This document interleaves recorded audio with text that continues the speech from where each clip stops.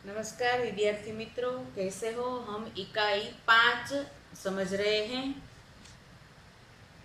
इकाई 5 है सवाल बालमन के जवाब डॉक्टर कलाम के। हमने कुछ सवाल समझे हैं, अब आगे समझते हैं। तो प्रश्न है, मिथुन के द्वितीय वर्ष AICT अमृतापुरी से। मिथुन के द्वितीय वर्ष B लेवल। प्रश्नकर्ता का नाम है मिथुन। मिथुन ने क्या प्रश्न पूछा है, तो भारत को विकसित राष्ट्र बनाने में राजनीतिज्ञ की क्या भूमिका होनी चाहिए। तो भारत को विकसित राष्ट्र बनाना है तो उसमें राजनीतिज्ञ की क्या भूमिका होनी चाहिए, राजनीतिज्ञों को क्या करना चाहिए। तो डॉक्टर कलाम ने इसका उत्तर देते हुए कहा कि जिम्मेदार राजनीतिज्ञ दूरदर्शितापूर्ण नीतियां बनाता है। दूरदर्शितापूर्ण यानी कि क्या, दूर तक भविष्य के बारे में सोचने का गुण। तो जो नीति है उस नीति को किस तरह से बनाया गया है, तो आज के संदर्भ में तो ये नीतियां अच्छी है ही, किंतु भविष्य के समय में भी यही नीति श्रेष्ठ रहेगी, यही सोचकर सभी नीतियों को बनाते हैं। अब इसका एक उदाहरण दिया गया है। तो महात्मा गांधी जी ने निष्ठा के राजनीतिक सिद्धांत को, महात्मा गांधी जी ने एक राजनीतिक सिद्धांत निष्ठा अपनाया और इस सिद्धांत को अपनाकर इसको सत्य, अहिंसा तथा निस्वार्थ भावना में ढाला। सिद्धांत कौन सा, तो निष्ठा, अपने राष्ट्र के प्रति निष्ठा, और उसी सिद्धांत को सत्य, अहिंसा और निस्वार्थ भावना में ढालकर उन्होंने ब्रिटिश शासकों के विरुद्ध अपनी लड़ाई छेड़ी थी, अपना आंदोलन शुरू किया था ब्रिटिश शासकों के विरुद्ध। हमें पता है कि हमारे देश पर ब्रिटिशरों ने राज किया था, तो उनके विरुद्ध गांधी जी ने लड़ाई छेड़ी थी। किस तरह से, तो सत्य, अहिंसा और निस्वार्थ भावना से, निष्ठा थी राष्ट्र के प्रति। तो इसी तरह वर्तमान राजनीतिज्ञों को क्या करना है, तो अपने कठिन परिश्रम, उत्कृष्टता और पारदर्शी कार्यों से मार्गदर्शन देना होगा। जो वर्तमान राजनीतिज्ञ है उन्होंने जो काम किया है और वे जो काम कर रहे हैं किस तरह से करना है, तो कठिन परिश्रम तो करना ही है सभी को, फिर श्रेष्ठता और पारदर्शी कार्यों यानी क्या, पारदर्शी यानी जो सबको दिख सके, उनका कार्य ऐसा होना चाहिए, उनके सभी कार्य ऐसे होने चाहिए कि कोई भी कार्य राष्ट्र के किसी भी व्यक्ति से छिपा न हो। अपने सभी कार्यों को वह बराबर से, अच्छी तरह से, श्रेष्ठता से करे और सभी को उसमें सहयोग भी देना होगा। इसी तरह से अपने कार्य से वे सबको मार्गदर्शन देंगे। साथ ही क्या होना है, तो साथ ही गरीबी रेखा से नीचे रह रहे लगभग 26 करोड़ भारतीयों के उत्थान के लिए भी कार्य करना होगा। तो वर्तमान राजनीतिज्ञों के सामने बहुत श्रेष्ठ और बड़ा कार्य है, तो उन कार्यों को करने के लिए उनको अपने कठिन परिश्रम से आगे बढ़ना है, फिर उत्कृष्टता से कार्य करना है और अपने कार्य भी पारदर्शी होना चाहिए। सभी कार्यों को किसी से भी छिपाकर करने की आवश्यकता नहीं होनी चाहिए। साथ ही दूसरा क्या ध्यान में रखना है, तो हमारे देश के 26 करोड़ भारतीय, हमारे देश के 26 करोड़ लोग ऐसे हैं जो गरीबी रेखा के नीचे जी रहे हैं। गरीबी रेखा यानी क्या, तो एक सरकार के द्वारा निश्चित की गई एक आय, यानी कि परिवार की जो भरण पोषण के लिए, रोजगारी के लिए जो कार्य किया जाता है, उन कार्य से परिवार का भरण पोषण हो सके उतनी आमदनी होनी चाहिए, आय होनी चाहिए।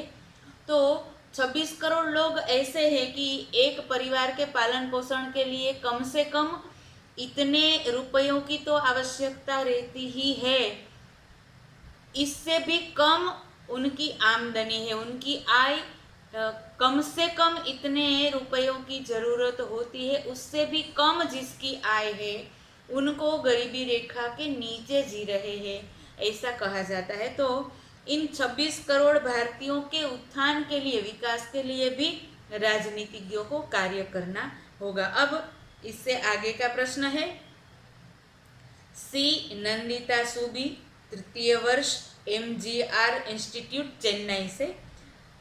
उनका प्रश्न क्या है? तो रक्षा की दृष्टि से विजन 2020 यानी कि 2020 का लक्ष्य पाने में महिलाओं की क्या भूमिका हो सकती है। हमने सभी की भूमिकाएं देखी, राजनीतिज्ञों की भूमिका, विद्यार्थियों की भूमिका, अन्य लोगों की भूमिका, कलाकारों एवं अन्य जो भी लोग भारत में रह रहे हैं उन सभी की भूमिकाएं क्या क्या होनी चाहिए। तो इसी तरह से महिलाओं की क्या भूमिका होनी चाहिए। इनका उत्तर देते हुए कलाम साहब ने कहा है कि विजन 2020 में रक्षा अनुप्रयोग के क्षेत्र की महत्वपूर्ण प्रौद्योगिकी के विकास पर विचार किया गया है। तो रक्षा अनुप्रयोग क्या है और प्रौद्योगिकी क्या है? तो प्रौद्योगिकी यानी टेक्नोलॉजी जिसे हम कहते हैं, तकनीक, और रक्षा अनुप्रयोग यानी कि रक्षा के लिए जो प्रयोग में लाए जाते हैं ये सभी कार्य, सभी क्षेत्र। तो विजन 2020 में रक्षा अनुप्रयोग के क्षेत्र में यानी कि भारत की सुरक्षा के क्षेत्र में और उन क्षेत्र की जो महत्वपूर्ण प्रौद्योगिकी है उन प्रौद्योगिकियों के विकास का भी विचार किया गया है। सुरक्षा की बात यानी कि राष्ट्रीय सुरक्षा की बात भी विजन 2020 का एक अभिन्न अंग है। तो इनके लिए महिलाओं को क्या करना है, महिलाओं की भूमिका क्या है? तो सशस्त्र सेनाओं में नियुक्ति के लिए पुरुष और महिला के आधार पर कोई भेदभाव नहीं किया गया है। जो सेनाएं हैं उन सेनाओं में जिनको नियुक्ति दी गई यानी कि जो उन सेनाओं में किसी भी पद पर है उनके लिए उनको महिला या पुरुष के आधार पर कोई भेद नहीं किया जाता। तीनों सेनाओं में पर्याप्त महिला अधिकारी नियुक्त है। हमारी जो 3 प्रकार की सेनाएं हैं, भूमि पर सेना है और हवाई सेना है और जल पर जो सेना है, इन तीनों सेनाओं में पर्याप्त यानी जो मात्रा होनी चाहिए उतनी ही मात्रा में महिला अधिकारी नियुक्त है। अब राष्ट्रीय रक्षा क्षमताओं में वृद्धि के लिए महिलाएं उच्च स्तरीय सामरिक सेना बहुगुणक उपकरणों पर कार्य करने में भी अपना सहयोग दे सकती है। तो महिलाओं को नियुक्त तो किया गया ही है, अब महिलाएं क्या कर सकती है? तो राष्ट्रीय रक्षा क्षमताओं की वृद्धि के लिए महिला उच्च स्तरीय सामरिक सेना बहुगुणक यानी कि जो उच्च स्तरीय युद्ध के जो सेना के आयाम है, सेना के जो कार्य है, उन कार्यों और अन्य प्रकार के कई प्रकार के उपकरण, सेना के जो उपकरण है उन सभी उपकरणों पर कार्य करके भी अपना सहयोग दे सकती है। तो महिलाएं राष्ट्रीय सुरक्षा में भी अपना पर्याप्त सहयोग दे सकती है। अब एक और प्रश्न है, जोधपुर दौरे पर डॉक्टर कलाम से एक बच्चे द्वारा एक प्रश्न पूछा गया था। क्या प्रश्न था? तो क्या हम अति विशिष्ट व्यक्तियों के दौरे पर हो रहे अनावश्यक खर्चे कम नहीं कर सकते?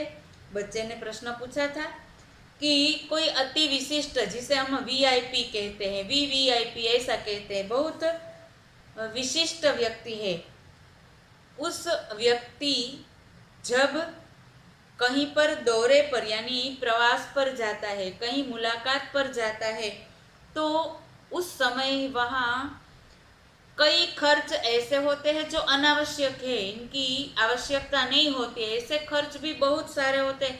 तो अगर ऐसी कोई सिचुएशन है, ऐसी कोई बात है कि जहाँ अनावश्यक खर्च है, तो उनको क्या हम कम नहीं कर सकते? डॉक्टर कलाम साहब ने इसका एक बहुत ही सरल उदाहरण दिया कि तुमने इस मंच पर एक बड़ी सी कुर्सी देखी होगी। यहाँ तुमने एक बहुत बड़ी कुर्सी देखी होगी, वह कुर्सी अब यहाँ नहीं है, यानी कि बहुत बड़ी कुर्सी है, तो इस कुर्सी को खरीदने के लिए ज़्यादा पैसे लगाने पड़ते हैं। तो अब ये कुर्सी यहाँ नहीं है, यानी कि इसको हटा दिया गया है, यानी कि खर्च को कम किया गया है। अनावश्यक खर्चा, बहुत बड़ी कुर्सी हो या साधारण सी कुर्सी हो, काम तो बैठने का ही है। तो ऐसे ही, ठीक ऐसे ही अनुत्पादक चीज़ों पर हो रहे अनावश्यक खर्च भविष्य में नहीं होंगे। इसी तरह से अनुत्पादक चीज़ें हैं, इन पर जो अनावश्यक खर्च होता है, जो कोई भी उत्पादन नहीं करती, ऐसी कुछ चीज़ें इनके ऊपर बहुत बड़ा खर्च किया जाता है, तो ऐसे खर्च भविष्य में नहीं होंगे। ठीक है, हमने इस इकाई को आज पूर्ण किया है। आपको क्या करना है, इस इकाई को अब भी एक बार पढ़ना है। जहाँ भी आपको समझ में नहीं आ रहा है, उनको आपको एक जगह अपनी गृह कार्य की नोट में लिख कर रखना है। जब कभी भी हमें समय मिलेगा, हम इन्हीं प्रश्नों को हल करेंगे। ठीक है।